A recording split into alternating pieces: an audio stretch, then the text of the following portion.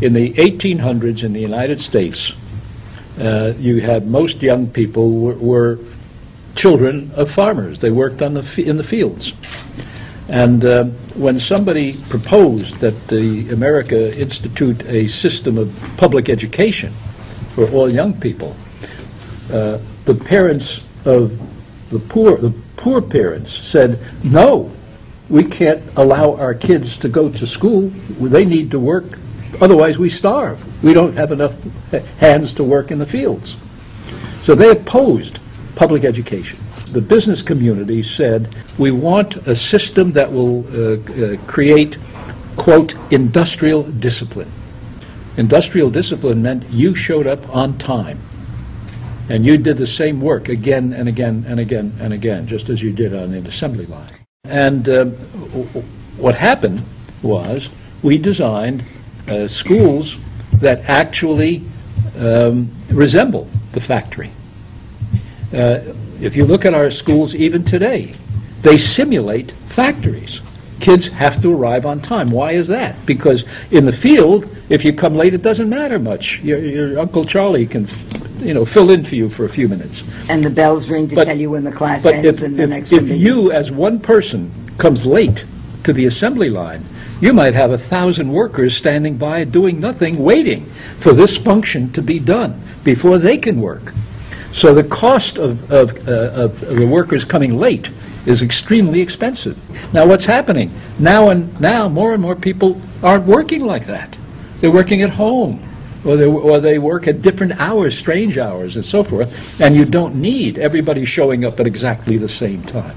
So what we have are schools that were literally designed to provide the workforce for an industrial age economy.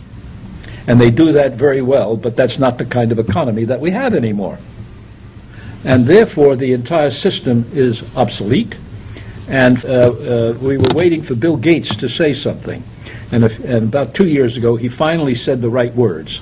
He said, we cannot reform our education system, we must replace it. And he is right, because the system is designed, as I said, to prepare people for yesterday, not for tomorrow. Now, that's an extremely difficult and painful thing to do. You have millions in the U.S., millions of people working in the schools, teachers and other people, and it's very dangerous in terms of they may lose jobs. This doesn't mean the teachers are bad. My sister's a teacher. I don't hate her because she's a teacher, but the system she's working in is a disaster today, and therefore we're going to see battles about education in country after country after country until this system is broken and replaced. La educación siempre se ha considerado como un proceso en el que el conocimiento se transmite a los estudiantes. Y las escuelas son los lugares donde esta transmisión tiene lugar de manera oficial.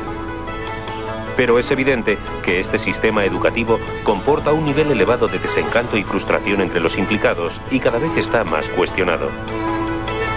En una clase estándar, un profesor delante de una treintena de alumnos de la misma edad intenta que todos ellos aprendan las mismas cosas al mismo tiempo. Es una imagen que ha cambiado poco, muy poco en muchos siglos. Hoy se ve claro que es una situación basada en ideas y necesidades del pasado. Sin embargo, parece que este panorama tiene los días contados, por una simple razón. La acumulación de información, de conocimientos, está perdiendo valor. Porque ese es, y será todavía más en el futuro, el papel de las máquinas.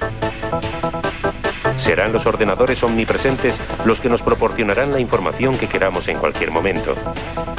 En nuestra sociedad, cualquier cosa que se obtiene con facilidad se devalúa, y cuanto más se devalúan las respuestas, más valiosas son las preguntas. Estamos pues ante una nueva concepción de la adquisición de conocimiento, donde la columna vertebral es la formulación de preguntas. Y este nuevo contexto educativo estará posibilitado por la introducción de la inteligencia artificial. Un software diseñado para ello recreará experiencias educativas virtuales que proporcionarán un aprendizaje basado en la práctica, en las vivencias, y donde el alumno, más que aprender respuestas, aprenderá a plantear preguntas. now have increasing numbers of technologies that arm individuals to do what they previously had to go to an expert or to somebody else to do for them. We used to take a photograph. You wanted to photograph your family, you had to go to a drugstore, you had to buy film, a roll of film, you then shot the pictures, and you went back to the drugstore. They sent it to Kodak up in Rochester, New York, and maybe a week later you had it back.